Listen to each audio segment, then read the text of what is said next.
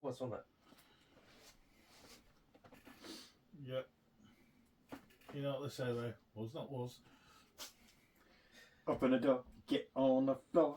Everybody walk a dinosaur. Boom, Boom. Acca like a boom. boom, boom. Act like a boom, Why boom. should you do this when I'm not recording? Extras. You're not recording. No, I'm recording that. Alright, fair enough.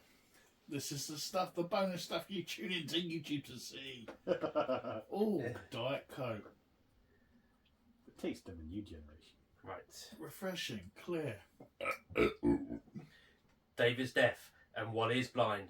Between them they witness a murder, but neither of them know who the killer is. This is the Cult Fashion Podcast, episode 99, Spotlight on Hear No Evil, See No Evil.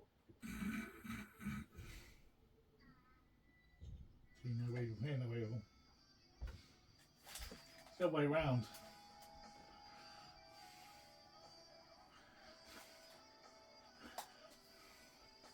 Fuck's sake.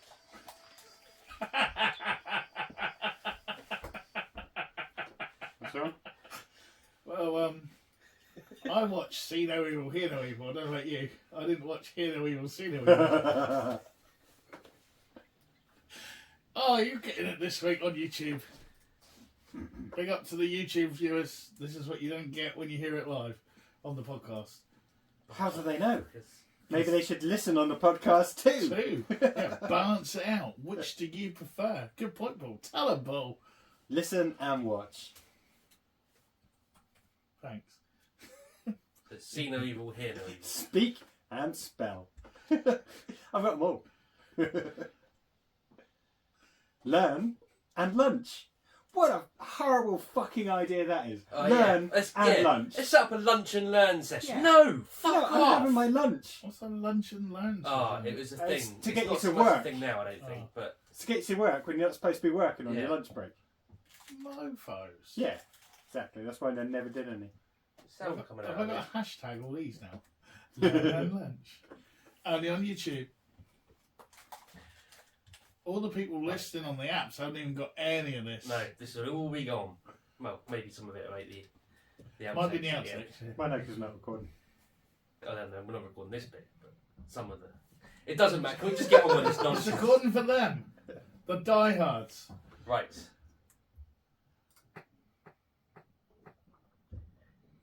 Dave is deaf and Wally is blind. Between them they witness a murder, but neither of them know who the killer is. This is the Cult Faction Podcast, episode 99, Spotlight on See No Evil, Hear No Evil. Oh, now the disc is fucked. Can I feed the rabbits, George? I'll feed them alfalfa. Oh, tomato.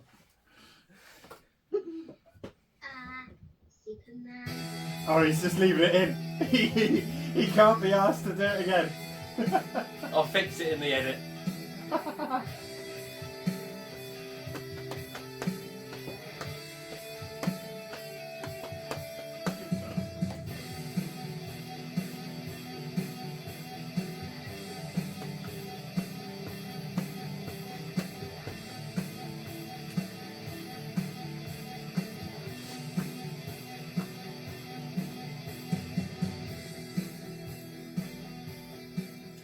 Hello and welcome to the Cult Faction Podcast, episode 99, where we put the spotlight on See No Evil, Hear No Evil. Do we? We do, We yeah. do. At some point we will get round to doing that. Jesus Christ.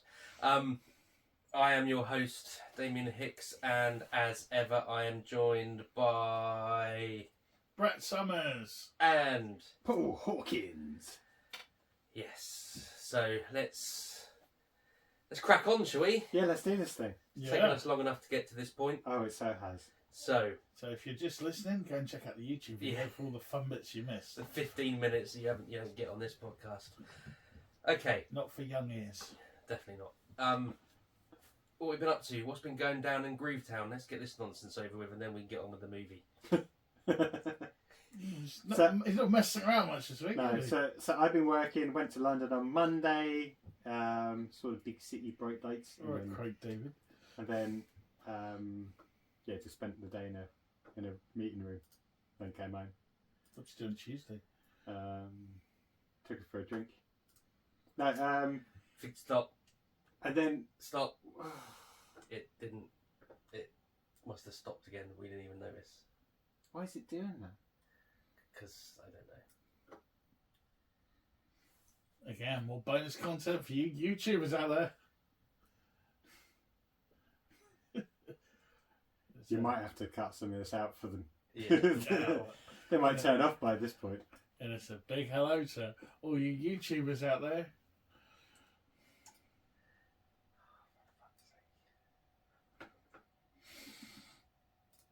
Oh shit! I now just opened another fucking application. Oh no! Oh no, Gromit! It doesn't even sound like that. No. Oh, Gromit! Sorry. Leave. Leave the impressions to the master. Yeah, alright. Oh, Kristen.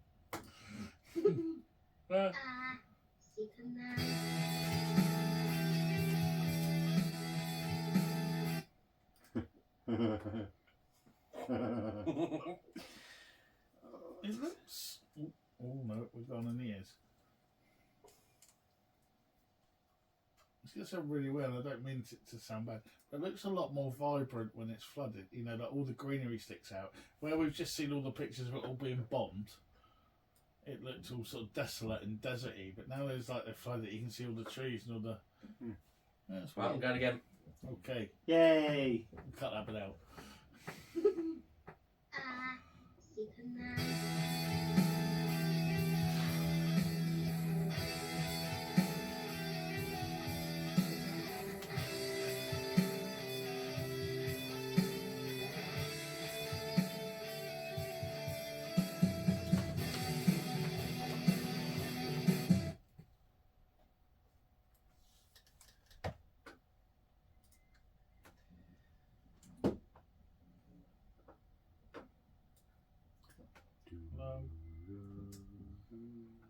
Hello, YouTube, old friend. Maybe we just all sit together and just do it on Brett's phone. Oh, my phone. It's our 52 camera pickup No, studio rig. it's because. Well, the reason it keeps stopping here is because it's picking up it because we've got the speaker on. Turn the speaker off. So Turn the I'll speaker turn the off, mate. speaker off because we've got it Yeah, it's Yes. through. We don't need no stinking speakers, man. Do, do, do, do, do, do, do, go.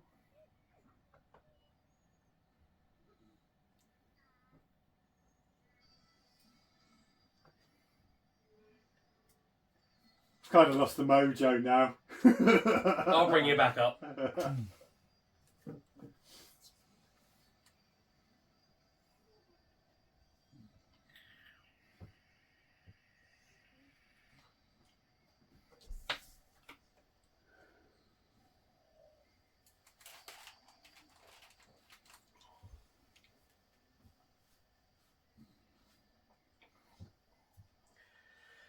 Hello, good evening, and welcome to the Cult Faction Podcast, episode 99, where we're going to be putting the spotlight on See No Evil, Hear No Evil. Hurrah! Hurrah! Yay. Huzzah!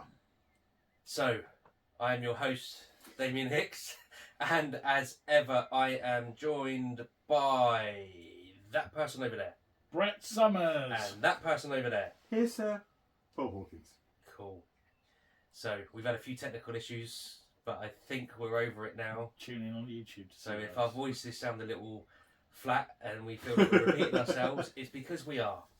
But If you that's what we do to bring this stuff into your ears and for you at home watching Yeah. on YouTube. iPads, YouTubes, etc. You'll iPads? see all the bits you missed on YouTube and Yeah. not for young ears. Definitely not. Anyway, so what have we been up to this week? I went Let's to get that over and London, done went with. to work, and getting ready for Saturday, so sorting out my costume. P-A-R-T-Y. Well, that worked. I didn't expect that to work, but it did. That's right. It did. Well done, Dick. You're so happy about that, aren't you? What's Yeah. your costume? Aquaman. Ooh. Is that like with a full-on beard and everything? Has he got a beard? He's got a beard. Yeah. Yeah, just give me time. I've got a few more days. Do a Pelham. Yeah. just to wake up in the morning. Well, yeah, just not wash it down, the whole beard appears, not wash or shave. Well, you can still wash. Anyway, Mr. B, what have you been up to?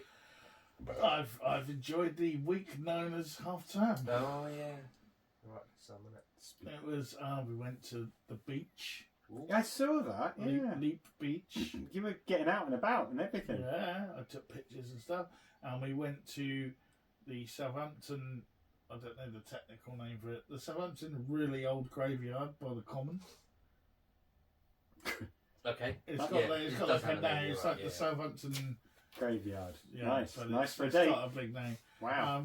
We've got some really cool pictures there. If you check out my Instagram. Was it for the goths drinking round headstones? No, nothing. It Oh. was just empty and really hot. So we walked for a bit, and I was like, "Yeah, I'm done now." Fair enough. Went to cinema. We talked about that last time, I think. Little Mermaid. Yeah, we Yeah, did we that. definitely talked about we did that. Yes. Under the sea. I'm sure I've forgotten something. Right, well, that'll do. Oh, Hey. we went out for cocktails. Oh, yeah, so that post as well. Cocktails, look at you. Yeah. Damien, what have you I was been all up to? classy and shit. Yeah. Not a lot. I've just been enjoying the sunshine. Literally work and then sunshine. Cool. Yeah. There you A go. few bits in the garden. Playing in the Nothing garden, in the sunshine. Yeah. Cool, well that's that then. So I guess it's what we've been watching. I'll go really quickly. Nothing. Wow. What? I have not watched any telly Not even in these Yellowstone? last 7 days. No, Oh, in the news. barely. But what I have watched. No, actually, I haven't watched any telly. I've either been reading or sleeping. What have you been reading? Reading or sleeping. Footy and Times. Got to Anything catch up. interesting this month? It's always interesting stuff. Any Footy bits and we Times. can shout Nothing out? that comes to mind now. You put me on the spot. I wasn't. Oh, you know, God, don't do that to him. He doesn't work well under pressure. No, I Um, don't. My You- disc gets overloaded and we you have to could- keep you restarting could- the record. You could tell his little heartbeat started racing Yeah. and fluttering. You can Like, hear yeah. it. Oh my God, he's just going to stay on me until I can remember an article. You just said UFOs. Hello. It's always UFOs, and I don't bother reading that bit. I'm not interested in UFOs. What have I been watching? Yeah, what you've been watching. Right, so I'm going to start with, because it's, it's one of those Don't things. feel you have to make up time. Or, sorry, feel you have to fill it out. I haven't been to watching make- anything then. Do you just watch? Do you ditch this bit? I don't Okay, have a so telly. because we all subscribe and desperate to get some, viewing out of my money, and also it looks like there's loads of other stuff coming to Excuse me. Apple quite soon. I don't subscribe. But anyway, working my way through extrapolation. Hang on a minute. So you subscribe to ICVX, which is full of shit you've already seen, but you don't subscribe to Apple. Well, I did. I had it free for 6 months and hardly watched it. Anyway, So I'm waiting for there's, the next one. To give it a month and then I'll get it free again. so there's a load of new stuff coming to Apple as well soon. He's going on. He's not. I know. Well, even you don't acknowledging like that this bit, conversation- so I'm trying to rattle through it No, quickly. so I'm still interested. So Foundation Series 2 comes out soon, and there's loads of other stuff. But I've been catching up on extrapolations on Apple, and this is basically spread over, at the moment, 60 years. And it's all focuses on trying to keep the temperature down under 2 degrees limit, and what happens if we don't. It's a documentary. No. Oh. It's a it's not a mockumentary, but it's like they're trying to play out A What- dramatised. yeah. type of So what organisations are going to try and do to stay under it, or maybe say, oh, it's okay if we go a little bit over now, and all this kind of good stuff. There's some big names on it on the first couple of episodes. I think Sienna Miller's in a couple, or someone like that. Guy from Kit, whatever his name is, from David Game of Hasselhoff. Thrones. Oh. Oh, Kit Harington. David Hasselhoff hasn't turned up yet. That'd be brilliant. Just trying to save the world. To be fair, though, it's the latter episodes that are actually really quite good. The first ones are alright, but it's more the ones where they're not unknown actors. I'm sure they've been in stuff, but they don't instantly pop out when you say, "Oh, that's Thingy Bob." So yeah, that's alright. It's slow in places, but again, it's just trying to look at different storylines, again spanning over the 60 years, and what may or may not happen if we don't get climate control under control. But who knows? I don't actually know how many more episodes are to come, so I don't know whether we just descend into hell, or whether they manage to turn it around. But it wasn't I'll looking be too long good. dead by the time that happens. So 2060. yeah, I'm not gonna last that long. It's Wow. 30 years away. 40. Fine. Okay. On that happy note. So just because it's got Schwarzenegger in, I wanted to check it out. So Fubar on Netflix. Oh yeah, I've seen a clip of it and it looked Is this entertaining. one where he's just about to retire but doesn't? Yeah, so it's like True Lies.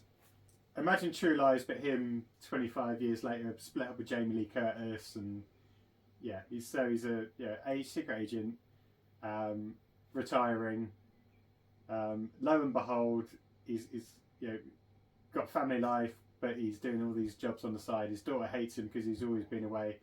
Turns out his daughter is also a secret agent, or CIA agent, or whatever they are. Is that a spoiler?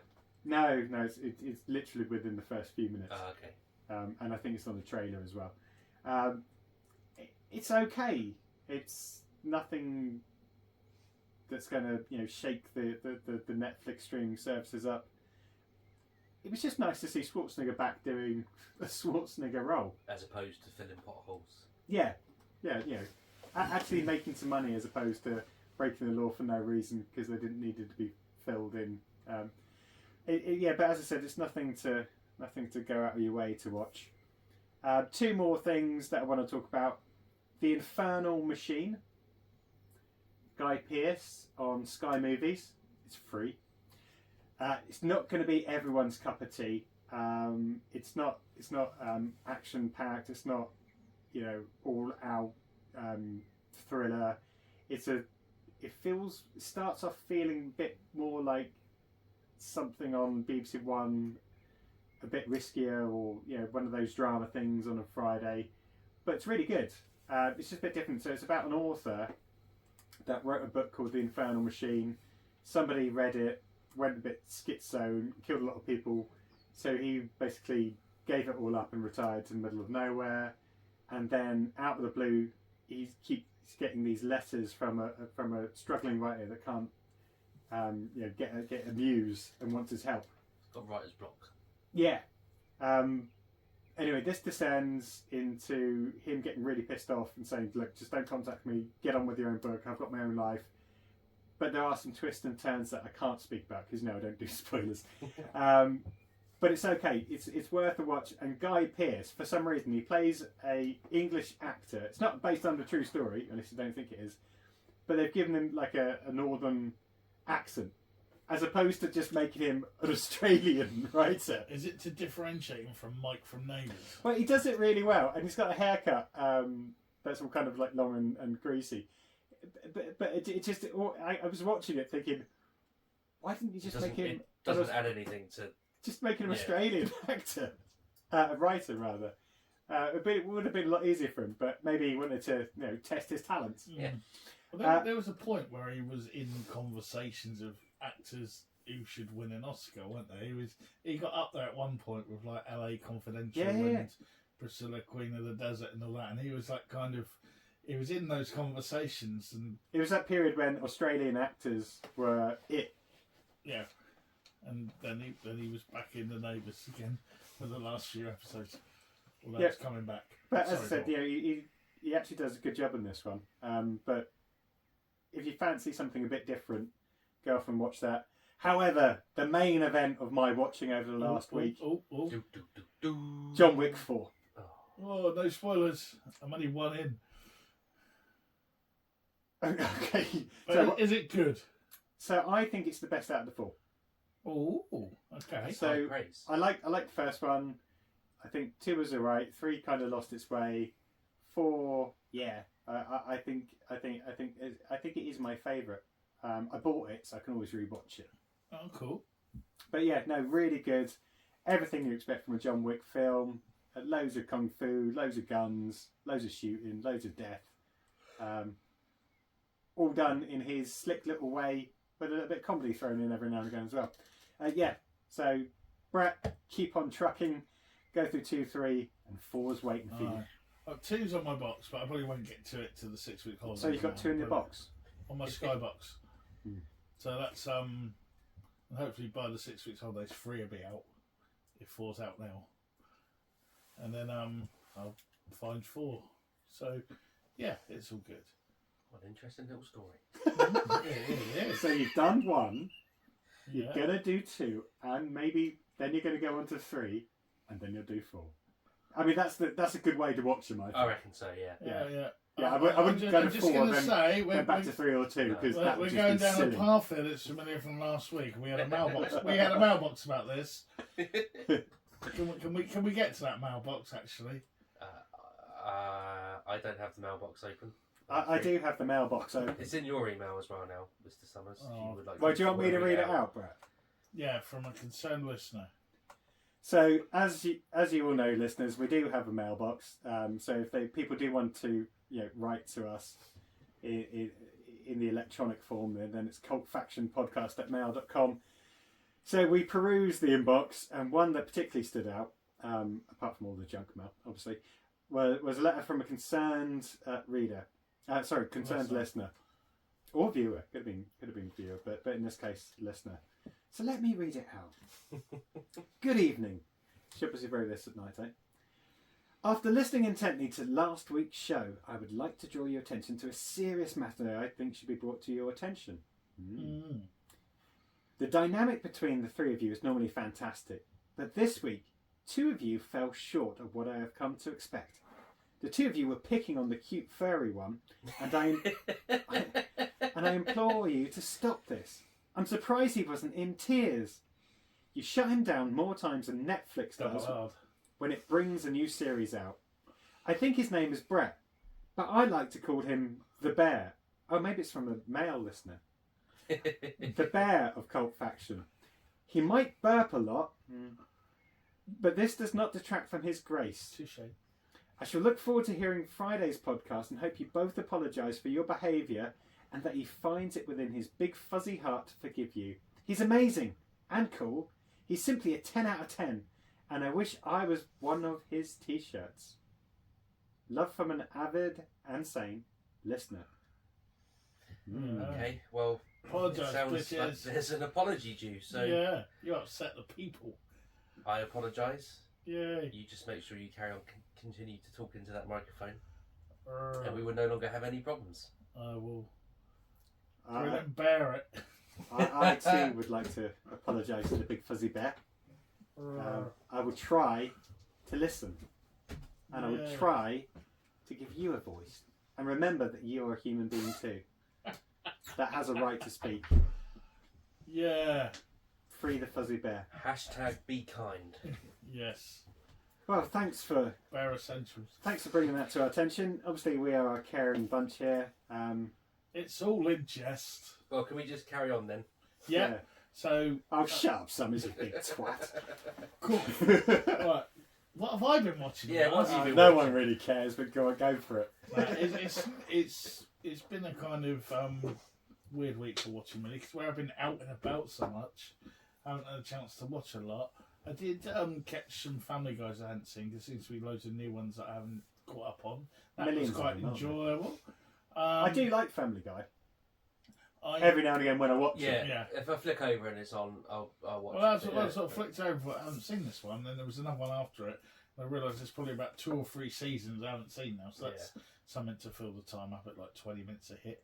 But we did watch with Kate. We watched because we finished off the first series of Psychoville, which is again a lot darker than I remember it being, and really good. And then we flicked over, and just as we flicked over, one of Dave or UK Gold or whatever it is nowadays had Inside Number 9 on, and it was the Mr. King episode with the school teacher. Oh, a recent one then. Yeah, so we watched, or maybe it was on BBC Two. It was on something anyway, and so we just watched that because it linked to a film Kate liked. Without to spoil it. Thanks, Brett. Yeah, so if you know, you know. And Well, then you can probably talk about it because you're going to watch through. Yeah, but I might not remember anyway by the time I get there. Oh, you will. Okay. But yeah, so that was pretty cool just to see that again. And then I've watched a film which was amazing, but I'm keeping tight-lipped on that at the moment until next week. Because that's going to be my next thing. Oh, right. Okay. All right, okay. So I don't want to go on that now because it will ruin it later on. And I never heard before, found it amazing. Oh, cool. And so I'm just keeping that So that's under gonna be, wraps. for our 100th episode, it's going to be a well, film. no, it's opposed to 100. It'll be the 101 episode. Oh, right. It's not next week. But next week I'll announce it at the end. Of course you will. It's not a cartoon with a lot of dogs in, is it? No. Well, Spots. Devil. And I was having a flick through on ITVX, the freshest service, and they've put all the Jerry Anderson stuff on now. Oh, really? So no, the most Thunderbird, Stingray, Terrorhawks? Fireball, XL5, Terrorhawks. Really? Yeah. Oh, fantastic. And Terrorhawk, what? Do you remember when I bought the Blu-rays a little while ago? And Terrorhawks is a little bit racist. Yeah. But and Yeah, I'd just be interested to see if they've toned it down or got rid of some of those I episodes. know they just chucked them all on Yeah. there. Yeah, they don't even bother. I don't think they look. It's but no, there was It's one too on fresh there for that. that X gonna give it to you. But there was one on there that I'd never seen because it's never really been on there, and it was called The Secret Service, and it's a 1969 one.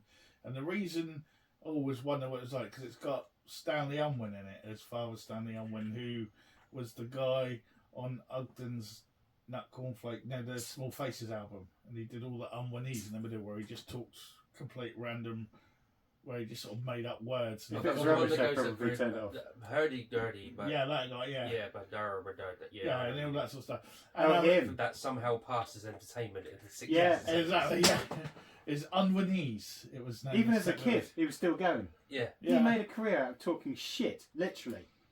Yeah. Yeah, Just- well- If he can do that, why can't we? Well, Yeah. basically, in the Secret Service, he's Father Stanley Unwin, and he has another guy with him called, I think it's Michael, and basically all he seems to do is shrink, Matthew, sorry his name, he uses a shrink ray on him and get him in places, and then they get stuff back, and it's just a bit weird. And what they've done as well, I guess Jerry Anderson was trying something, will be... I bet he's trying a lot of stuff. No, but Yeah, from some like of this. far away, it is Stanley Unwin driving the car. Then when it goes close up, it's like the puppet driving the car. So it switches between real life and puppet, which I guess with Unwinese going on, but switching between real life and puppets, and it being 1969, I can imagine it was probably some really good viewing for some people. Well, that's what I'm saying. He was probably on stuff at Of the a, time. of a niche audience, they were probably Yeah. tripping their nuts off watching this, but it's not good. Well, It doesn't It to seem be got- fair, it you got- haven't saved me from any Yeah, time no, wasted, 'cause no, I was that's never what I'm gonna saying. watch it. But it was one that I always, like, it's the one I never saw, and I always wondered why they never repeated it. And now you know. And that's why, because they've got all these gadgets, and then at one point, Father Stanley Unwin gets stopped by the police because he's racing in his car, and he can't say he's a secret agent. So that's when he then switches to his Unwinese and dazzles the policeman with his gobbledygooky language that he doesn't really know what's going on. He's like, "Okay then, Father, on you go, drive on," and then gives him a police escort to it because he's been bedazzled by his crazy language, lingo. weird Jedi mind trick. almost. Yeah, basically kind of thing. And yeah, and that was the first episode, so I'm guessing that was the best one. And I know it got. I was looking up later on. It got cancelled mid-production, so there's only 13 because Lou Gray didn't like all the Unwinese, and the idea was they was used to sell them to America, and it was like they ain't gonna touch this one. Yeah. So they just cut their losses on that one. But it has been restored really. It looks good in that on IGX. But I would maybe Stay go away through from it. all the other Jerry Anderson stuff on there. I've got no intention of doing that, but you Yeah, crack there's on. did you not like any of them? already know. Man, what did you do as a child? Just like, I don't know. oh, I didn't sit in front of the telly. you're on the wrong podcast. Not really. He's the moody Yeah, sane I one. know. But yeah, but all the other stuff's on there. What I did like, I didn't watch the episode, but I put Fireball XL5 on just for the theme tune. And but yeah, they're putting a lot more old stuff on there, but it's going on under drama. Because if you look on it under kids, a lot of it's just what's on now. If you look under drama, you've got all the Thunderbirds, you've got all the old. Well, There's loads of they old. know full well that kids are not going to be interested in Thunderbirds. Yeah, and the that people very looking at early. it aren't kids. Yeah. But I'm trying to think. They should have a nostalgia section or something. Yeah, there's a lot of Granger on there, and We know. Right, move on. What else have you been? But yeah, that's it. And that's been about it, really. It's not been, as I say, it's been a bit more out and about and busy Cool. rather than. Cool. I know when they come. See No Evil, Hear No Evil is a 1989 American comedy directed by Arthur Hiller. The film stars Richard Pryor as a blind man and Gene Wilder as a deaf man, who work together to thwart a trio of mysterious, murderous thieves. This is the third film in a series of 4 featuring Wilder and Pryor. They'd appeared previously in the 1976 film Silver Streak, the 1980 film Stir Crazy, followed up by this film, and then I've not written down what the other one's called. That's typical. And it wasn't very successful either way. I'm sure someone can Google it for me in a minute. Oh, now he wants us to Google. Yeah, I do. It was released in May 1989. It was released to negative critical reception.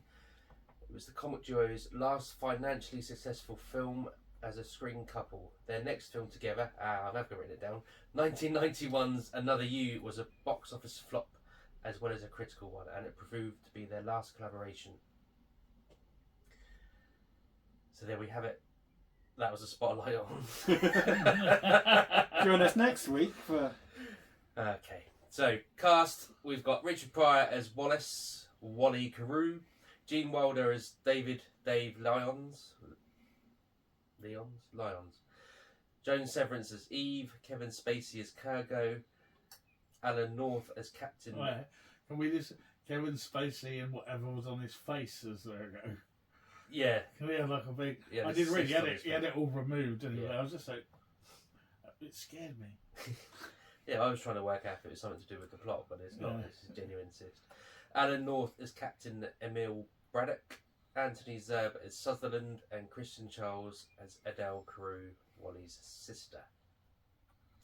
So, as traditional now in this podcast, cast your minds back to when you first saw Hear No Evil, See No... this film.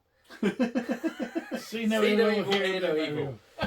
So it would have been with my dad on video, probably. Yeah. One of those ones that it was, you know, the old like Burt Reynolds films or whatever. He'd have them on, be laughing to the point where I couldn't really hear the telly, but I'd have to start laughing along for no reason whatsoever.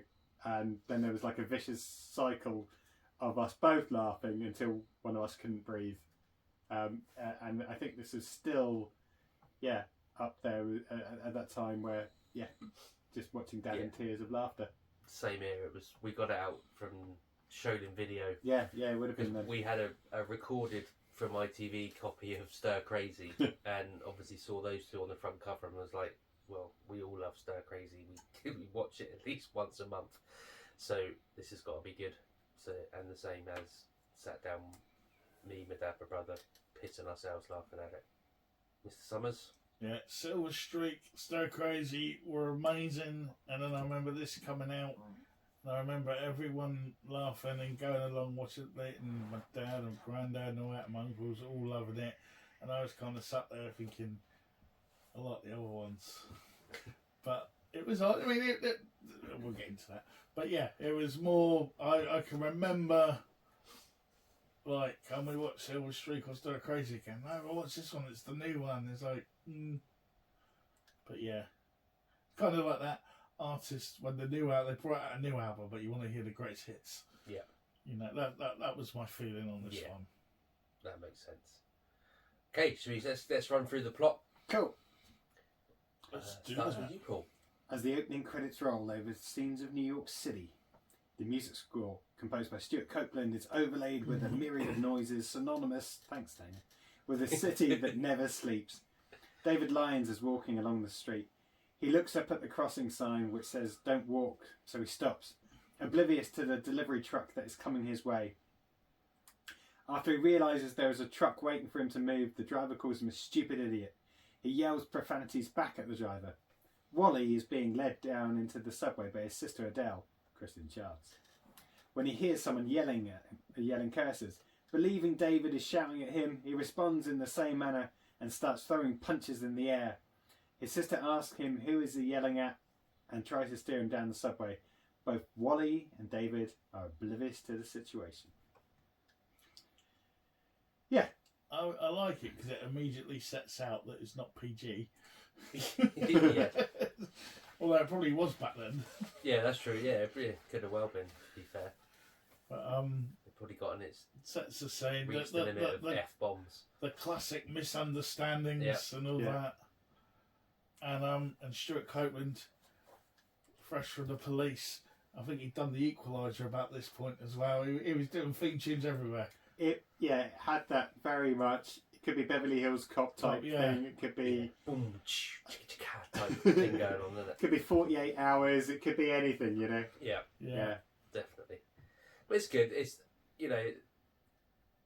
the director's clearly trying to show how noisy New York is, and that David is oblivious to the noises that are going on around him. You know, because I was swearing and telling him to get out off the street. Sort of indicating that we just take it for granted, and because we hear, we know that the drilling's going on over there, and we got to avoid this bit and avoid that and whatnot. So see what he's trying to do.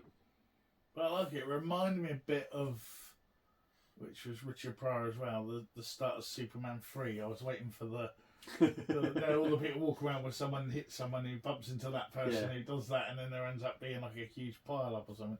But it reminded me a bit of that. But yeah, it's a nice setup. You get the very first opening shot makes it clear that it's in the past. I was like, oh, Twin Towers. Yeah. And it was just like, you don't see that anymore, but people are quite wary and they've removed them from certain. I think they've all been took out of Friends now when you watch it back on the American channel. Yeah, I don't know why. It strikes a chord, doesn't it? They were repeated. They were still being repeated soon after. Oh, right. Do you know, so they've just it's easier to take it out once and then I'm sure if it hadn't been on repeat and they started to new repeats of it now, probably back again, they wouldn't. But it's a good setup. We get the characters, and we get. I think we're reintroduced to what we want from the characters. Yeah, because you're getting Gene Wilder doing his sort of starts off very calm and then goes up a pitch, goes with Michael Keaton really quickly, and you've got Richard Pryor doing his crazed profancy shouting stuff. I don't know what the word is for that, but cool. Okay. But great opening. I do like the opening. And then we switch to the subway, where Wally is holding a newspaper upside down in an attempt to appear fully sighted. Wally and his sister have a conversation, and she just doesn't understand why he continues to hide the fact he's blind, and it's almost the same as hiding the fact he is black. Wally responds by exclaiming surprise at finding out he is not white and asking if his dad knows. Again, that's a classic bit. When they move on, they then move on to race course, and Adele starts talking about Wally needing to find another job since he quit the one because the manager owner treated him like a blind man. Sorry, that should be quit the one he had. I do apologise, I missed the word. Yeah, that's all right. Yeah. So yeah. Classic. That is a classic scene. What do you mean? I've got to cancel my swimming lessons. What are the guys at the club going to say? And there's loads of. Again, I'd like to see if there's an outtake of that. Yeah, I imagine there's a load of things because he's bound to have ad-libbed that, I reckon. And again, you see genius at play, having fun with the script, and that was when Richard Pryor was on point. Definitely. And poignant rather than just being overindulgent. Yeah. But really good. again sets him up as the wild card, the wild card. Or something or another. The loose cannon. That's He's the loose cannon of the duo. Yeah, definitely. Cool. We then move on to David, who is the operator of a newsstand in the communal office building. He's closing up shop for the day when the elevator operator comes over and starts gesturing and talking distinctively, slowly and loudly. The elevator operator, I should say, not the elevator, that would be weird. The elevator operator is talking about the fire marshal. David says he does not understand where the rumours that he is deaf are coming from, because he is in fact a hearing person. David looks away to lock the newsstand while the operator carries on talking. When he looks back, David responds to the remarks about the fire marshal, calling him a pest. It seems David did not hear anything the operator said during that time. So again, we're getting the comedy out of time conversation. Yeah, for this kind of like the first instance of that, but it's also setting up. So Wally clearly kind of hides the fact that he's blind, and David clearly tries to hide the fact that he's deaf. But he's good at lip reading. But he can lip read. So. Yeah. And again, not overly indulgent or overly mocking or overly. I think it's kind of. Pryor maybe a little bit with the white thing, but you could say that was his character just being sarcastic as well. But it's not. They're not making him out to be, like, for lack of a better term, I don't want to sound non-perceived, but they're not making them out to be invalids. They're showing that they're fully capable. Yeah, in they're not. society. And they're not stupid. It's not about. But I think the issue with Richard Pryor is that he's determined not to be blind or not to come across as being blind, which is causing the issues of everything he does. Yeah, well, it's just, and the same for David. But yeah, what they're doing, they're drawing the humour out of the situation, not the humour out of the individual. Yeah, out of the disability. Or whatever. Exactly. Yeah. Right, next day, Wally is on his way to a job interview. He argues with his sister in the car. She tells him he needs his cane. He refuses and says he can take care of himself. She watches as he escorts another blind man with a cane across the street directly into the back of a truck, where they're both elevated up and into the back of the vehicle. Wally makes it to his interview at David's newsstand. David is distracted while Wally is talking, and we get a to and fro of conversation where both parties are talking at cross purposes. Every time Wally starts talking, David turns away, so he misses some of what Wally says, not getting the full story. Eventually, Wally reveals he is blind, and David reveals he is deaf. Convinced he has the job, Wally invites David to a bar to meet his good friend Harvey Wallbanger. So again, the interview scene is funny. Yes. And obviously moves the plot along, but the whole sort of helping the other blind man across the road doesn't really. That's literally just put in there as a gag. It's not a. Yeah, the blind leading the blind, isn't it? Yeah, exactly. Just... So, you could argue that's a bit. I don't know what the word is. Not superfluous. Is a bit just there to have a home again. Yeah. But it's still. It's still funny, but. And the miscommunications again as well with those two until they finally both admit to each other. But it was at this point, even with them, I was a bit like, are we going to keep going back to the miscommunications? Like, he didn't see his lips, or he wasn't looking at it, and even then, and we're only a little bit in, it was still a bit. I thought, is it going to hang off of this for the whole film? Because again, it's a long, long time since I've seen this, so it was kind of going in fresh, really. Well, to be fair, it's well staged. Oh yeah, they're geniuses at what they do. To shake his hands, so he knocks the thing over. He immediately goes down to bend down to pick it all up, and so I think you can see that they're. Oh yeah, they're geniuses at what they do. It was just sort of like, we're going to get her again. Yeah, is it going to be? Is it going to be like this all the way? Are we going to meet someone else who we don't see in a minute?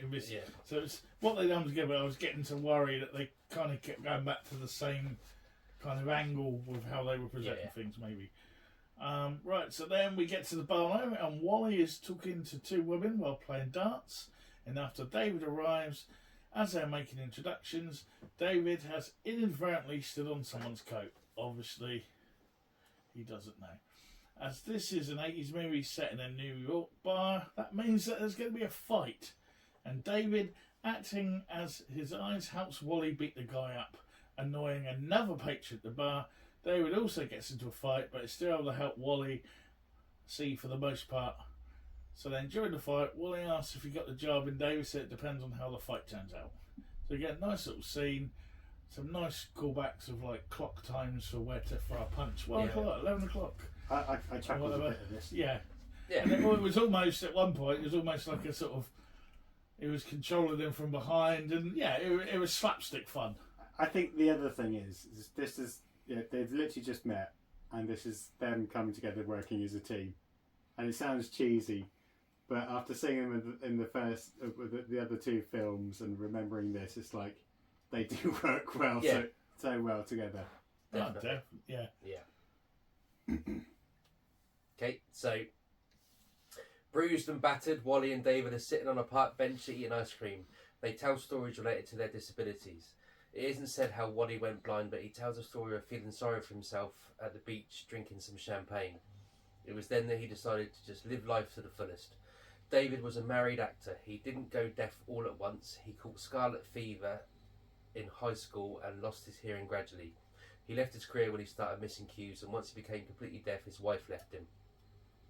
David is fearful of people looking at him and noticing he is deaf. Wally tells him he can help him feel better. David allows Wally to feel his face.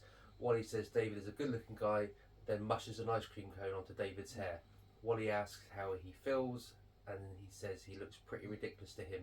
They both laugh. So this is their little bonding moment. The bonding moment. And again, it's not really a funny. Even the bit with the ice cream, it wasn't funny. It was more. It's poignant. Poignant, yeah. You know, they're opening up to each other about the struggles that they've got, and they're not alone in this world. Yeah. Yeah. So yeah, it's a nice little touching scene. And a sprinkling of backstory to get us Emotionally involved. Yeah. Okay, next day at the newsstand, David is working the till while Wally goes out to get a delivery. A man comes over looking for the blind guy. David tells the man that Wally is waiting on a delivery and will be back in shortly. The man is Wally's bookie. He spots a woman outside that he recognises and asks David to read him the back of a dye gel pack. David is hesitant, but he does what he asked. While his back is turned, the man puts a gold coin from a secret compartment of his briefcase in the cigar box on the counter and turns to leave. The woman is already on his heels. Apparently there is something in the briefcase he was supposed to deliver to a third party, and the woman, Eve, had come looking for it. Eve shoots the bookie and leaves the gun and the body. Hearing something, the gunshot, Wally starts to go inside the building. Okay, so this is where the jeopardy in the plot starts to take hold. I should have said that into the microphone. This is where the jeopardy in the plot starts to take hold. We've got a couple of MacGuffins: the cigar box, the coin, and obviously the gun. And even the bookie himself, was it played by John Capodice, who's been in also Ace Ventura is probably one of the bigger ones that he comes back on, and I think he's one of the guys looking for him in Dumb and Dumber as well. And he's basically either Italian mobster or private detective in most things. He does like Naked Gun, Speed. I think he's a police chief in Murder, She Wrote. But he's just one of those, he's done the rounds. And so at some point, normally when you see him, he's normally like a villain or something. So then to have him kind of get popped off straight away as well, it's kind of, that was an interesting turn. And it's the hot woman. Yeah. Joan Severance, the Black Scorpion herself, who... I've never seen that series. You hate superhero, you need to watch that. It's terrible. It was like early 90s. Let's create a sexy superhero lady and kind of. Yeah, you're not selling it. Oh, no, that's the point. Even I think it's bad. Yeah, so that means I'm not going to. And she was in No Holds Barred with Hulk Hogan. Yeah. But so she sort of turned the heads at the time, but I do think I don't know. I wasn't that keen on her as an actress. Oh, we're still talking about it. Sorry, I thought you were talking about the film. No, in it. Right. I don't. I know she's supposed to be cold, but would you say? I don't know. I wasn't. Well, I I'm think not that's sure where you're going, to be honest. Her. Yeah, and As an individual, Yeah, as an actress who's now appeared in this, as through the film, I didn't. I don't think she's supposed to be that cold all the way through. She's doing a job to get money, and because she kind of keeps it open about is she nice, is she nasty with the way she acts with Gene Wilder. So I don't think she's supposed to be a complete bitch. Otherwise, Gene Wilder would have no interest in it. yeah, fair enough. Is it cold or cardboard? Okay, so Wally's gone in the building then. So we have a situation where David only sees the woman from the back, but thinks nothing of it because obviously he hasn't heard any shots be fired. Wally though smells Eve's perfume as she passes him, but again thinks nothing of it as he's not seen the body. Oh, what a conundrum. But soon after, the police arrive, seeing David holding a gun and Wally kneeling next to the body they've just discovered. Yeah, so the bit that's not in here and it's not relevant as such, but just to explain why they're by the body is that obviously Wally can't see, so trips over the body, and Gene Wilder goes round. Sorry, David goes round and sees him on the floor, picks up the gun, and then the police Everyone comes in, as Right. they always do. Sorry, Never about pick a Mr. gun. Chunk.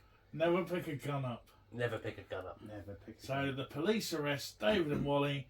David tells Wally to take the coins out the cigar box on the counter and tell the elevator operator to lock up for them. So then Wally and David are taken downtown where they are questioned.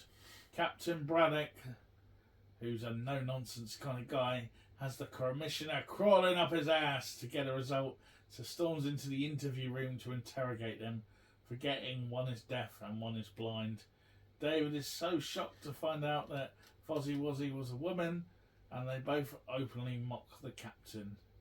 And again, we get that kind of the misinterpretation of what's going on again. But again, it works for the captain. It's now both of them doing it to him, and Yeah, exactly. And it This plays is now- off. It's brilliant. kind of It's really good. The tables have turned slightly. So,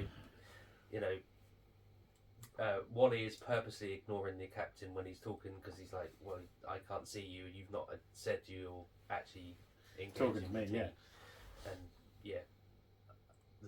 And I don't know if Gene Wilder or rather David really does read it as Fuzzy Wuzzy was a woman, or if he's just taking the piss. Yeah. But either way, I just had to get Fuzzy Wuzzy was a woman in this conversation somewhere because I don't know why, but it always makes me laugh. It's my And it did favourite me. thing. Yeah. So yeah, they're openly mocking the captain now. They're just going around in circles to draw the frustration out of him. Okay, so as the interview is coming to an end, a forensic scientist enters the room and states that he can prove that both men have mens rea, which is fancy talk for a motive. David misses that explanation and seems convinced it's a disease. The captain believes that David shot the guy because the pair are a couple and Wally owed him money. Meanwhile, Eve and a mad accomplice, Kurgo, go through the pilfered briefcase in search of something that isn't there.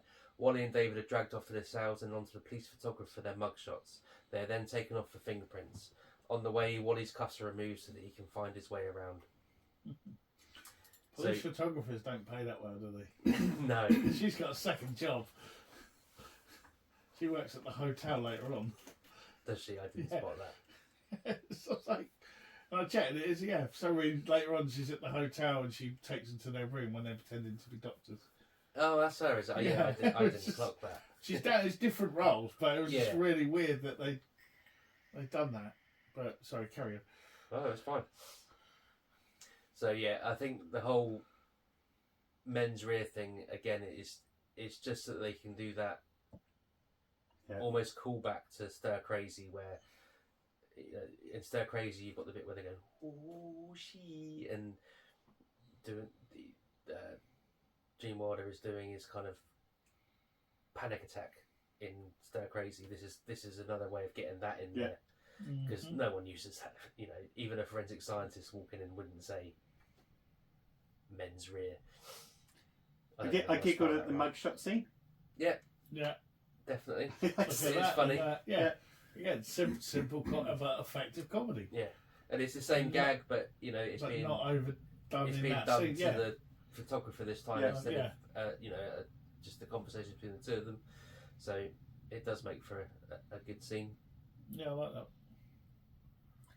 Okay, so moving on. While being fingerprinted, Eve and Kurgo turn up and say they're lawyers for the building that the man was shot in, therefore they represent Wally and David. Wally recognises the scent and the voice but can't place her. When she turns to leave, David recognises her legs and tries to tell the police who they really are. Not wanting to be picked up and killed off, Wally and David devise a plan. They're going to escape. The pair drink water from the fountain, and when they get in the elevator to go back to Holdings, they spit water in the officers' faces and escape in a convenient crowd of protesters to free Free Iran. Iran. I Very think around, it was, is that, yeah. And again, there's some sort of. Oh, that might be the next bit. But there's like a TV interview. Yeah, that's yeah. That I just After Yeah. they. bother with And that that bit. was it. But I didn't quite get all the references now. No, I It think was they're yeah. of the time, wasn't it? I think. But he does, yeah. But it's again playing on the situation, and again you get a snapshot of the historical events of the time. Yeah. But yeah, nice escape. Water was a bit overdone, I thought. So that, Yeah, I mean, it's, you know, But- I'm but pretty it was certain funny. two hardened cops wouldn't react that way if two criminals spat water in their face, but especially it in works America, I against thought them. they just get shot. Yeah, Yeah, exactly. Anyway, out on the streets, Wally and David work together to escape to an alley so they can get out of the neighbourhood. Wally tells David not to lead him because the cops are looking for a blind man and a deaf man. He tells David to stamp his feet hard so it can be heard and he can follow the sound. David obliges and they stamp right by the car belonging to Eve and Kurgo. They were talking about bailing Wally and David out and what will be done with them afterwards. The woman gets out and approaches Wally. Wally recognises her scent and her voice. David is oblivious right up until the killers come right out of it. The woman calls her boss, Mr. Sutherland, to see what they should do with the pair after retrieving the coin. David reads her lips while she's on the phone. Obviously a big skill there that comes with usual. Yeah. And it's nice to be used in a different way. Yeah. We're moving it on. You know, We're we've speeding established up it. now, though. We're Yeah. speeding up, yeah. The pace is going on. We've established, Mhm. you know, so we've established now that they all know who each other are. I did like again The stomping. The stomping's Mhm. good. Yeah. It's a good visual gag. Yeah. Again, not overdone. It's not like it cuts to something else and then comes back again and he's still going down the street. It's just got one random person looking at him thinking he's a bit mental. Yeah. And then it moves on. So that's all good. Kurgo begins directing them into the alley to kill them when David asks why he can't just kill them in the street. Kurgo says fine and starts assembling the gun and silencer. Before he can shoot, David pleads for their lives one more time. Wally says they should not beg, but he just wants to know his friend to tell him what time it is. It takes David a minute or two, but he finally understands what David's going on, what Wally's going on about. David helps Wally knock Kurgo out, and they run away when Eve pulls up in the alley. David leads Wally to a squad car, and they hide behind it.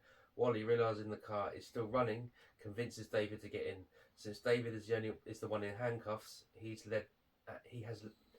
not written that right. Since David is the only one in handcuffs, he has to lead Wally through the city with Kurgo, Eve, and the cops on their tails. So yeah, Wally's doing the driving, Car chase. and David is doing the directing. And then yeah, chaos ensues, and we get not quite a montage, but it's an 80s car chase. Yeah. That Yeah. at one point ends up There's in a a Blues butcher's. Brothers. There's a Blues Brothers influence there. Definitely, Yes. yeah. There's a warehouse with a load of cow carcasses hanging up. We're in a Again, warehouse and we hit a cow. That's it. And yeah. nice I think we callback need to to back the up. nice callback to the bar fight where he asks what the time is. And Yeah. everything, and Yep. So there was a reason for the bar fight that sets up how they can escape from Kurgo's clutches. Cool. Okay. They end up plunging nose first into a garbage barge I wanted to say bagman. Garbage barge and sailing off to New Jersey. New Zealand, that'd be a long trip. On a garbage barge. David tells Wally what he read when Eve was talking on the phone to her boss, Mr. Sutherland. They make it to New Jersey, where they are attempting to bury the car in a muddy riverbed. They get into a fight. Wally's saying he could handle himself even though he's blind, and David's saying he cannot reconcile being deaf.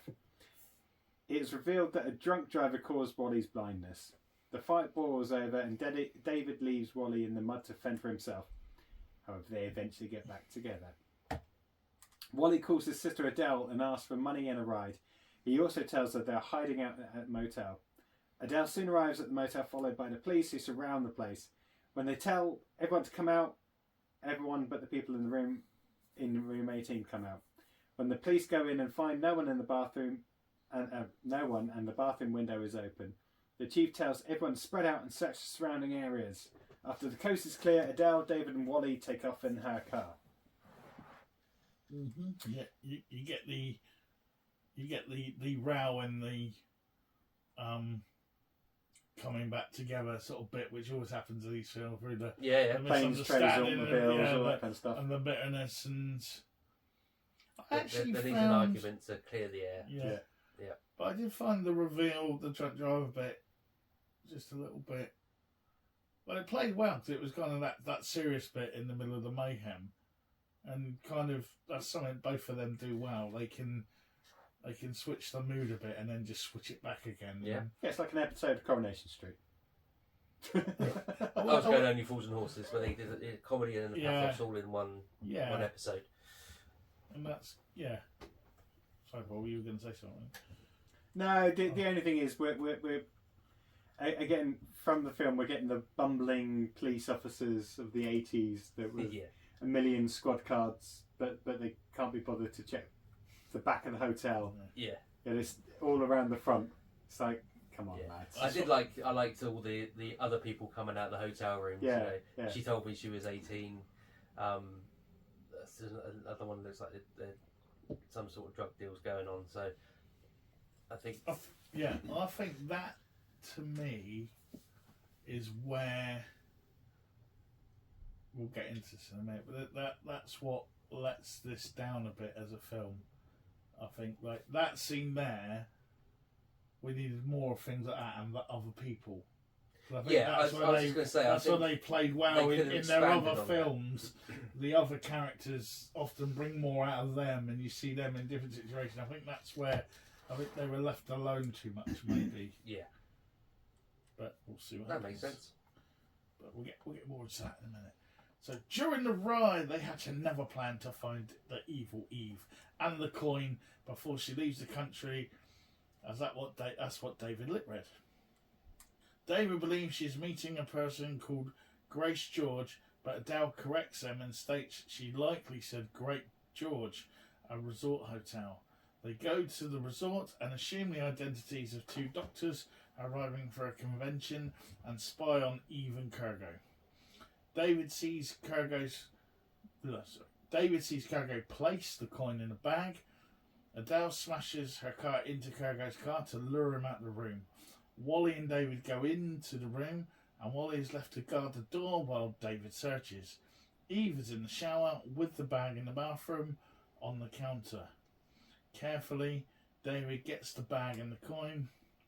Eve finds him, and he cons her into thinking he has a gun and gets away. Meanwhile, Wally is led away to the conference hall as the doctor he is masquerading as. It turns out he's the key speaker at the convention being held at the resort, and obviously the doctor is Swedish, and turns out he's a leading gynecologist, and he's now got to go and do a talk about it. So, what's going to happen there? And also, boob warning, there were boobs. Well, I mean, I think this is the thing. This was 80s comedy. Yeah. And it required a naked woman, otherwise it wouldn't be an 80s comedy. No, there's always boobs in an 80s comedy. Yeah. Boobs. And it involved an erection, that was supposed to be... It was a gun. Well, no, yeah, but that's the joke, wasn't it? Yeah, is it a gun in your pocket? Yeah. It was the bit where he takes his hands out of his pockets and it's still there. Oh yeah, yeah. I remember my dad in hysterics at this point. But yeah, again, it's just those typical things that you'd have in an 80 scene or conversations, or you had to have one of those elements. Yep, definitely. I'm liking Richard Pryor's Swedish impersonation. That just makes me laugh every time. Yeah. Again, There was a bit in it though. I don't know if it's when he was at the desk where he was going through it, and it kind of switched where he did sound Swedish, but then he just switched it to make sure he didn't again. You know, like Yeah. I don't know if he was doing it, and he kind of actually did sound a bit Swedish, and then just made sure it didn't again. I don't know if he was like, oh no, that's too good. That's too Yeah, good. yeah, quick, switch it away. Definitely. It was, I noticed that as well. Yeah. But yeah, I mean that I do find that scene, the scene at the desk is amusing. It's like trying to make out that he can see. He says how pretty she is. Oh, there you are over there, moving it like flitting like a butterfly or something. Yeah. I can't do Hummingbird. bad accents. Hummingbirds, yeah. Yeah, hummingbird. That's it. Okay. No, that's good. David finds Wally faking an attack at the conference hall to get out of answering questions at the convention. David diagnoses Wally and takes him out of the room, and they head for the door to find Adele. The cops run in as they go out. Meanwhile, Eve finds Kurgo outside, still arguing with Adele, and she recognises her. They take Adele with them after Eve tells Kurgo about the theft of the coin. Wally and David find Adele's car and a valet who tells them that Adele left with Eve and Kurgo. The valet gives them a note to bring the coin to the house of 1,000,000 windows. David then tells the valet to call the cops if they are not back in 30 minutes and tell them their location. Wally and David arrive at the location and see Adele in a greenhouse tied to a chair. They make a plan, another plan. They make a lot of plans, don't they? Yeah, they're like the 18. Yeah. And they managed to do a lot in 30 minutes as well. Yeah. While David is standing on the car using the binoculars, Wally goes to pee. The car's brake,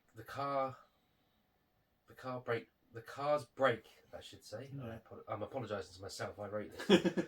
The car's brake moves out of place and David starts rolling down the hill and he gets knocked off the car and falls unconscious for a while.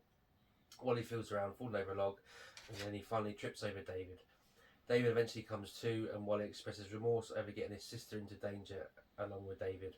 But David encourages him to keep going. So then we get another Little sort of bonding buddy moment on top of the few we've already had. Again, it's Gene Wilder's ability to play this off that makes the brake coming off the car funny, because it's not really an inherently funny gag, but the way Gene Wilder does the movement, because he doesn't say anything. Is he still doing his own stunts at this point? It's definitely him as it goes out of shot. It's not him leaping off the car, because you can clearly see it's not. But yeah, it's definitely him stood up on the car when it starts to roll, because like I say, it's his. I bet he did it once, because he did a lot of. He did most of the stunts in Hanky Panky, which has got a lot more action. And the fall in Willy Wonka, when he's Willy Wonka, he's done all that as well. He was much younger when he did that though. Yeah, I know. That's what I'm saying. Did he still do it now? But yes, good point. But yeah, and I like the. Oh no, we haven't got to the rescue yet. No. Right, so sorry. Wally perches behind a rock while David goes down the hill. He had estimated how long it would take to get to the wall, and he told Wally to start counting. When he got to 16, he started whistling to get the dogs to come away from David's position. David uses a log to climb the wall and some peanut butter to distract the dog. He breaks the window of the greenhouse, unable to hear Adele's warning about the alarm. He unties her, but some goons are fast on his trail. They recapture Wally and David, but Adele gets away and goes to get the police. Wally and David are taken to the main house where Mr. Sutherland is waiting. Wally gets there first and is in the room with Sutherland and Kurgo. It's revealed that the coin is not really a coin, but a superconductor for those computer thingies and energy. Kurgo has a gun and Wally has a gun on Wally, but turns it on Sutherland to renegotiate their contract. Sutherland turns off the lights and shoots Kurgo. It's revealed that Sutherland is blind too. What's the chances of that? Was Blind Fury out before this Same year, I think. Not using the same method that the blind man can get an advantage by turning off the lights. Yeah.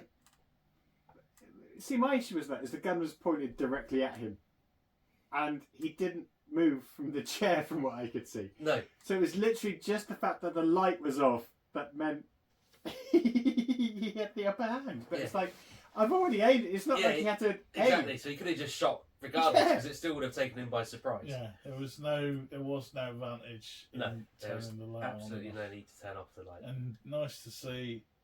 I think it's Anthony. I want to say Zerbe. He's sort of real 80s rent-a-villain kind of guy. Yeah. But I think that was my main problem with the scene. Is it was almost like built like almost a Mr. Scaramanga moment or something like that. Because this is James this Bond. is the reveal of the villain. Yeah.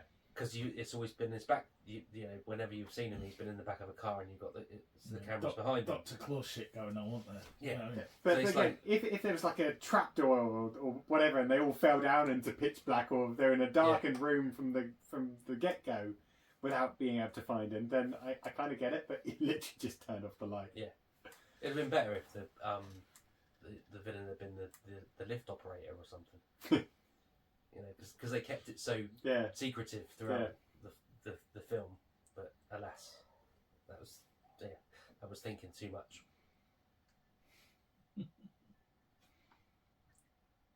It's you, Brett. I know. I was on a different screen and it wasn't turning back quick enough. So Wally and Sutherland blindly shoot at each other before Eve and David arrive. Eve asks what happened to Kurgo, and Sutherland tells her the truth. She then asks about her own contract. Sutherland tries to pull the same trick, but gets shot instead. And by shot, gets blown through the wall. Eve takes the coin and locks Dave and Wally in the room for the cops to capture. She tries to make it out to the helicopter that was waiting for Mr. Sutherland, but David makes a cable into a zip line using a jacket and zips and captures the pilot and Eve before they can take off. The cops arrest Eve and the pilot criminal, who, for someone who wasn't really in it a lot, suddenly got quite a lot of camera time. Yeah. They made it like he was, I don't know. Oh, this is a helicopter pilot. Yeah, he was only in that scene. Part of me was wondering, was maybe what's his face supposed to survive and come back, but he wasn't available for filming that day or something. 'Cause it was almost like he got a lot of time. But anyway, Captain Brannock, who has grown increasingly frustrated throughout the whole movie, shows the beginnings of like a crazy breakdown. But then he's told he can't shoot the pair as they're innocent, and he's like, but he's still wobbling and iron about it. And then the last scene is Wally and David eating ice cream in the park. David wants to give Wally something, and Wally mushes his ice cream over David's head, and then David does the same. Friends forever. And I have to point out, for some obscure reason, it then goes off in the credits to some weird techno pop tune. With Copeland experiment again, yeah. Which doesn't fit in with anything to do with the film whatsoever. I just felt completely out of place. But it fitting into the time period. Yeah, I know, but so what? But it was, I just found that really weird at the end, because suddenly it was like the helicopter pilot was like one of the main characters. Yeah. Well, no, it's for the gag, isn't it? The gag of him there with the knife. He's got the knife, so he thinks he's the one apprehending the pilot, but he does. He's oblivious to the fact that there's 100 police officers behind him, so he thinks it probably would have been better. And this comes across in some other films as well. I can't remember, but if the pilot was holding like a big machine gun, and if he only had a knife and said, "Look, I'm going to throw this. I'm a great aim," and then you get that's the rationale. The pilot's putting down the machine gun because he's so scared of Gene Wilder. But he's not. He's literally just. I just wondered if it was originally supposed to be Spacey, and then they're like, "Oh no, we've killed him. We need someone else." Yeah. And it was just sort of like you say, he's supposed to have survived the initial shot, but he wasn't available because he was having the cyst removed from his face. And that gun that Eve's got is obviously like something incredible. It's like a hand cannon that Dirty Harry would be carrying around. It was Hunter's gun. She had Hunter's gun. Works for me. Cool. Okay, so that is the entire film. I might have gone a bit overboard with the plot. I do apologise if No, it's good. We covered everything, I feel. Yeah, and some. Okay, so what do we think, Mr. P? So it is a tough one. I don't think it helps watching this film on your own. I see what you're saying. Because yeah. I think a lot of the comedy is the ambience, and the people you're watching with, maybe some of them had a couple of beers on a Saturday afternoon. And I think that, even going back to the 80s, I think that's probably where a lot of the humour came from. I can imagine seeing it at the cinema. One person starts chuckling at the scene, another person starts, and so on. That builds into a big crescendo. I don't get me wrong, I did chuckle at some of the scenes, pretty much the ones that I mentioned, but it's a real hard one to watch on your own and get that same atmosphere, particularly where it's, back in the 80s. Some of the gags worked, some of them felt a bit elongated and really padded out. Some, as we said, just seemed a bit superfluous and didn't really add anything anyway. There are a lot of downsides to this. Obviously, it's that kind of humour where there are wooden characters. Bad guys are bad guys. Cops are really bad, bumbling cops. That's part of the shtick of this being an 80s comedy with Giambalvo and Richard Pryor. Similar to the likes of Cannibal Run or Only Which Way But Lose and all that kind of stuff. So I don't think you can slate it for that. But I think the main thing for this, and the real saving grace, is Giambalvo and Richard Pryor and their chemistry. Mm-hmm. And I think that forgives a lot of sins of this film. Yeah. I think if it was a couple of people that didn't have that chemistry, would have completely just crashed. But it's that really says everything. And coming back to, I think it was Brett's point earlier, the difference about this one, as I said, it is that they basically spent all the budget on them and a few of the chases, let's be honest. But they also work well when they're bouncing off a lot of other people as well. Yeah.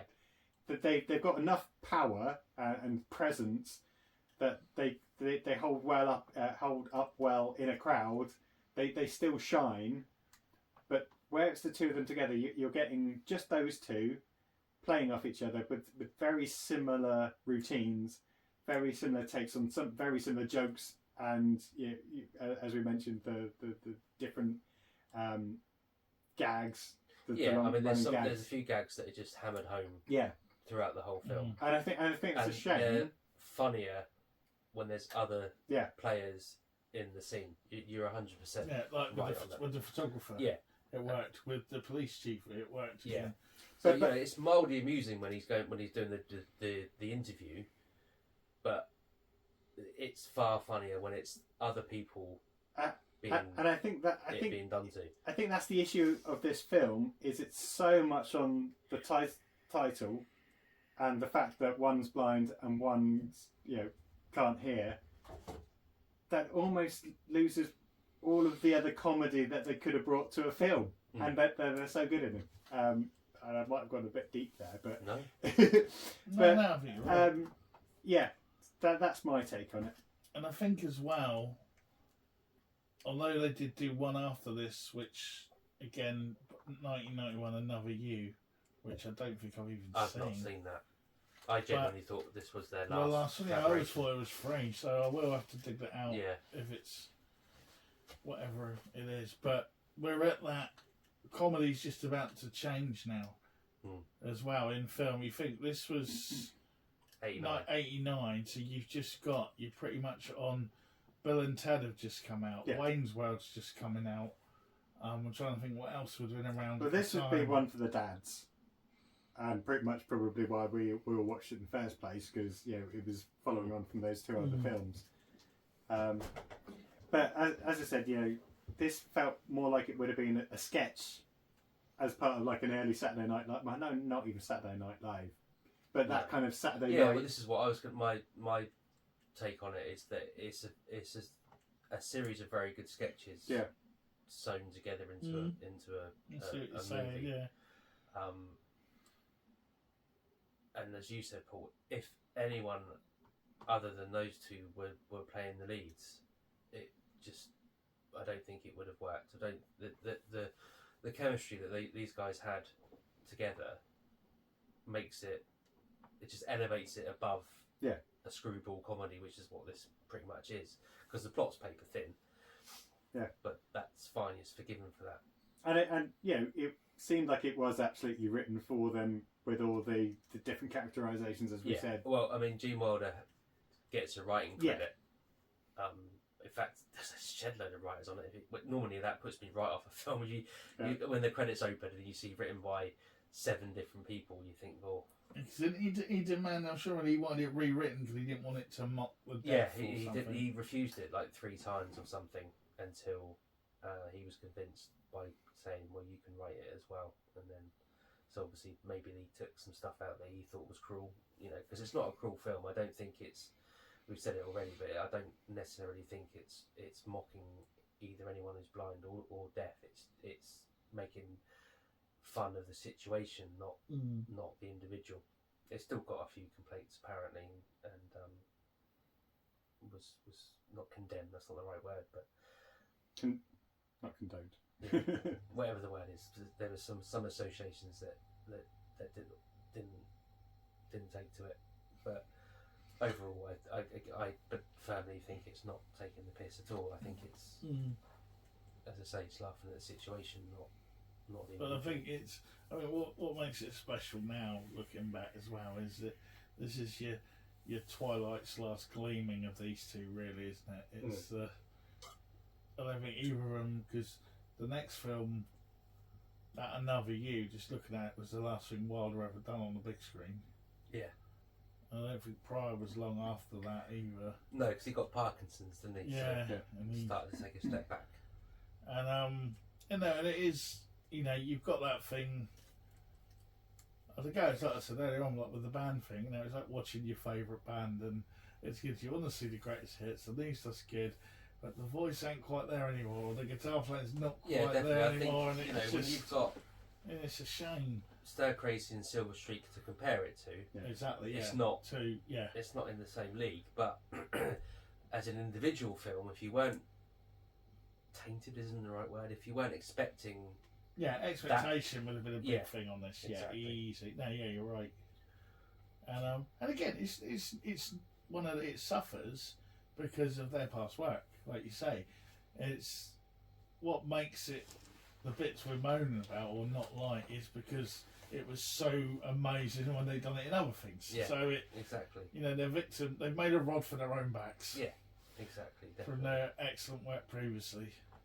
Okay, should we go to scores then? Yeah, it's tough on this. I've been thinking about this all day. Well, one of you's got to start. I asked the question, so I get to wait. I'll go in first. I'm gonna go 5 because if it was on, would I watch the scenes again? Probably. But if something else was on, I might still turn over. Fair enough. That's. I might turn back for that bit when I know that bit's coming up. Yeah. But I don't know. It's again. I think victims of their own success, and third album syndrome. Yeah. Mr. P. This actually really hurts to give this figure. It's a 5. It's a real shame. I love Gene Wilder and Richard Pryor, but it just doesn't. The film just doesn't work. Unfortunately, there's a couple of giggles in it, and I love them to bits. It tries, but it just fails. Falls short. Yeah. And I'm gutted. I'm gutted because going into it, I thought it's going to be really enjoy this. Yeah. Well, same. I said last week. It's been a long time since I watched it, and I wanted to rewatch it to see if I found it as funny as I remember finding it. Yeah.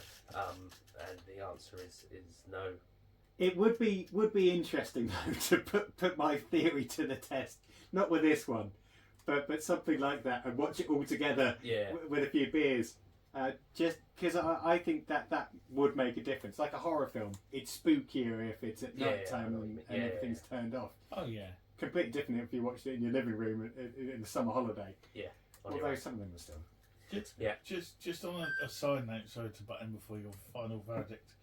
Kirsten Childs, who played the sister, actually went on. She's only in one other film, but went on to be like a huge playwright, librettist on Broadway. That wrote loads of musicals and loads of stuff, and is probably like ended up bigger than they did in her own field. Do you know what I mean? So people look and go, "Oh, she didn't do anything else." Oh, she did, and and she's like, she was even like assistant professor at university.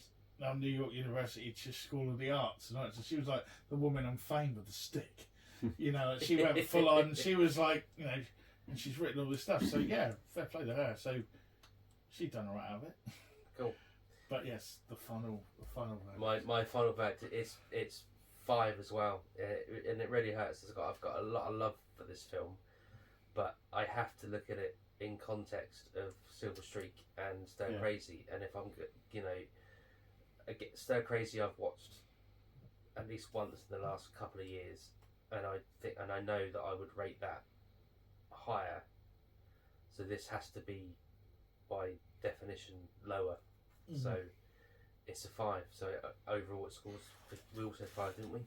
Yeah. So overall it scores 15. Yeah, shame. It is a shame. It's, you know. No, because if you look at it, I'm just looking now. You got 76 for Silver Streak, a great year. 80 Stir Crazy, then you got 89 See No Hear No Evil, and then 91 Another You. And again, is it them, or is it that humour now kind of? I think it's a number of things. Well, I mean, so Saturday Night Fever, Saturday Night Live is changing at this point. You know, that old school screwball people like the Steve Martins, the Dan Aykroyd, and all that. This is full on MTV generation. They've gone off. Now. It's full on MTV generation. The comedy is different. It's not what people want, and it's not necessarily what people want to go and watch at the cinema anymore. So that it almost smacks of a studio trying to cash in on past glory. Yeah.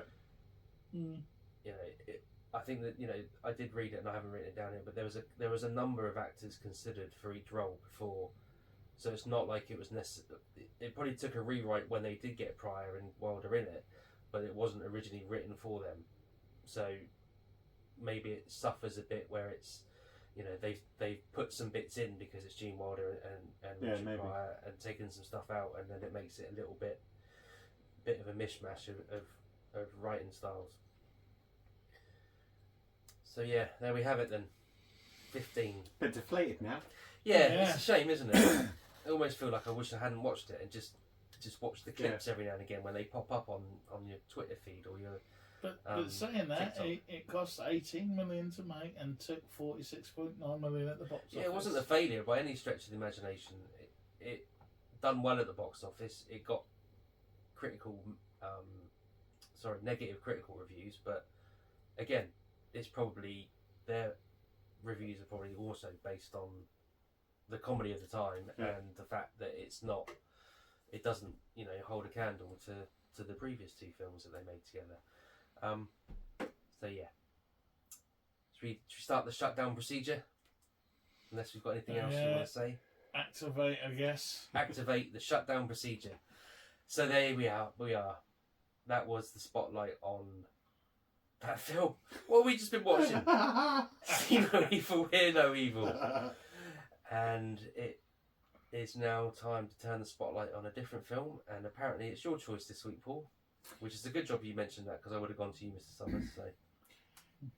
Yeah, for our 100th episode. Yeah, I know. I originally had a different film. Was there pressure? Yeah, there was, but I remembered today that it's the 100th episode, because the one that I'd chosen, I don't think either of you would want lasting as the 100th. Okay. I could be completely wrong, but yeah, I don't think it is. And so therefore I had to choose my alternate. But you may veto it. Who knows? But I thought for the 100th episode, we had to do something that reflects cult status. Cool. That's what you mean. Yeah, something seminal and something. Yeah, and again, it's one of those. I mean, I've watched it. Lady and the Tramp. No, I mean, I've watched it before, and so I'm not sure if you two would have, but I don't think you're going to veto it, and hopefully you'll agree. He's so nervous. I am. Anyway, so I am going to take us back in time to 1958. Ooh. It creeps. It eats you alive. Unless you're maybe Steve McQueen. Walk, don't run. Yeah. Or run, don't walk. Yeah. So I thought we'd go for my alternate and do the Blob. Good I'm choice. fine with that. Yeah. I was just you've already clarified. It's not the The Blob 1958. Yeah, it's not the 1980s version. Something. What's his name? Matt Kevin, Dillon? Dillon. Kevin Dillon. Oh, Kevin Dillon. Matt is the brother. Yeah. I've only seen bits of it. I know it's awful. So. Yeah, so the 1958 one with Steve McQueen. I've checked; it's available to rent on the streaming services. I think it's similar to these ones, and like £3 or something like that. But I just thought, hey, why not? Yeah. No, I'm down with that. Cool. Oh yeah, I haven't seen that. Up my ends. That was. Oh, I'm giving it away for next week. But that was one of the first films. I remember when it was Sky Channel back in the day, in the dial days, and on a Friday they used to have the Deadly Ernest horror show, and it was some bloke who years later ended up on Coronation Street, and I was the only one that knew who he was. Dressed up as like Dracula, and they used to introduce all the old films. And the Blob was like one of the first ones that I can remember like seeing on there. So yeah, it'd be, as a young child who shouldn't have been up that late watching it, it was amazing. So it'll be interesting to see what it's like now. Definitely. Cool. So that's your homework for next week. Watch The Blob, the original 1958 version. So there's nothing much more to say other than don't forget to rate and review us on your preferred podcast app. If you want to follow us, you can do so on Twitter, TikTok and Facebook. And if for those of you that listen in your ears, we are on YouTube. You can watch a full, unedited, crazy version of this podcast where it takes about half an hour for us to get going. So if you want to listen to that or watch that, you can do so on YouTube. And that's it, isn't it? Yeah. Oh no, we have email as well. We certainly do. Yeah, as you may remember from And earlier, mothership. from like an hour and a half ago, we have an email address, and that is cultfactionpodcast@mail.com. So feel free to email us complaints about how we treat each other, things we might have missed, anything what like we that. got right, what we got wrong. Or just say hi. Yeah, just say hi. Yeah, Check so in. you're listening. Where are you listening from? Maybe if you might even get a shout out. Yeah. Maybe. Oh, Yeah, we could do that. we could do that. We're not couldn't giving out prizes though. we? No. Just I mean, it's enough BBC used to to be It's lots just of for mentioned fun. in a multinational podcast is enough. It's Yeah. just for fun.